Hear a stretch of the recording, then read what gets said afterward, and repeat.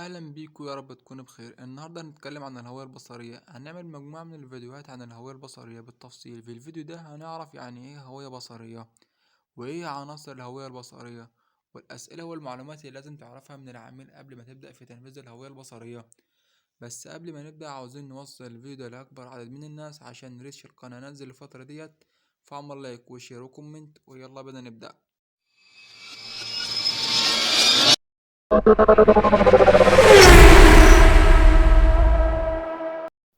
في الفيديو ده هنجاوب على 3 أسئلة قبل ما نبدأ في تصميم الهوية البصرية. السؤال يعني إيه هوية بصرية؟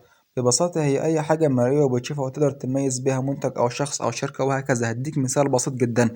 كلنا عندنا أصدقاء، ولكن كل واحد فيهم ليه حاجة مميزة ممكن تعرفوا بيها. يعني مثلا لو شفته من بعيد هتقول لمحمد اللي جاي ده عشان ليه تسريحة شعر معينة، وده أحمد عشان لابس الجاكيت الأصفر بتاعه، وهكذا. يعني ببساطة الهوية البصرية هي مجموعة الأشياء المرئية الخاصة بالبراند أو منتج معين، ومن خلالها تقدر تميز المنتج ده. بعد كده نيجي للسؤال التاني، ايه هي العناصر اللي بتكون العناصر الهوية البصرية؟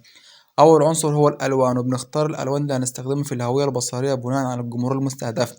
يعني مثلا إيه الإحساس اللي عاوز أوصله للجمهور من خلال الألوان لما يشوف البراند بتاعي.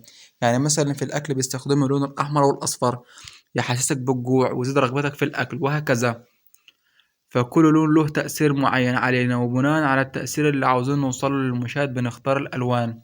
العنصر التاني في الهوية البصرية هو الخط. لازم يكون الخط مناسب لطبيعة البراند والجمهور المستهدف.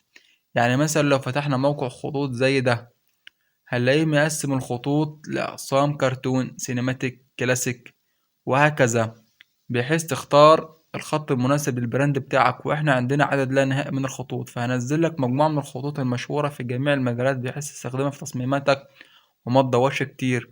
وفي الهوية البصرية احنا بنستخدم نوع من الخطوط بالكتير، عشان التنوع في الخطوط في الهوية البصرية ممكن يضيع الهوية البصرية أصلا.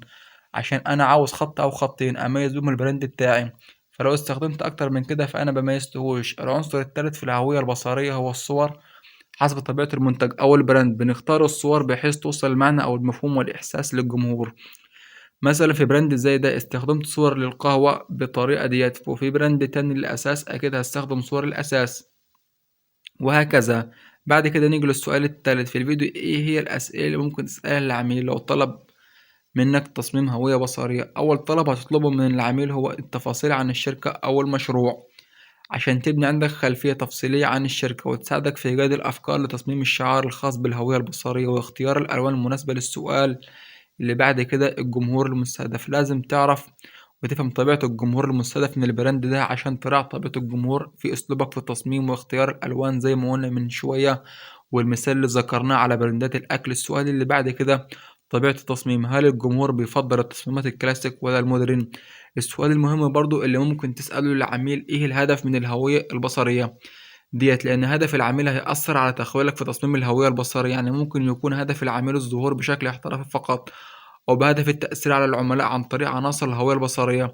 وفي أهداف تانية ممكن تظهر لما تتناقش مع العميل. بعد كده نيجي للسؤال المهم اللي هيقرب الأفكار أكتر وأكتر بينك وبين العميل. أمثلة على التصاميم: مهم جدا إنك تسأل العميل عن تصميمات عجبته لشركات منافسة في نفس المجال عشان تفهم الذوق العام الخاص بالعميل.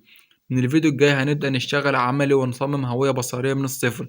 فلو حابين نستمر في السلسلة ديت ياريت ندعم الفيديو ونوصل لأكبر عدد من اللايكات.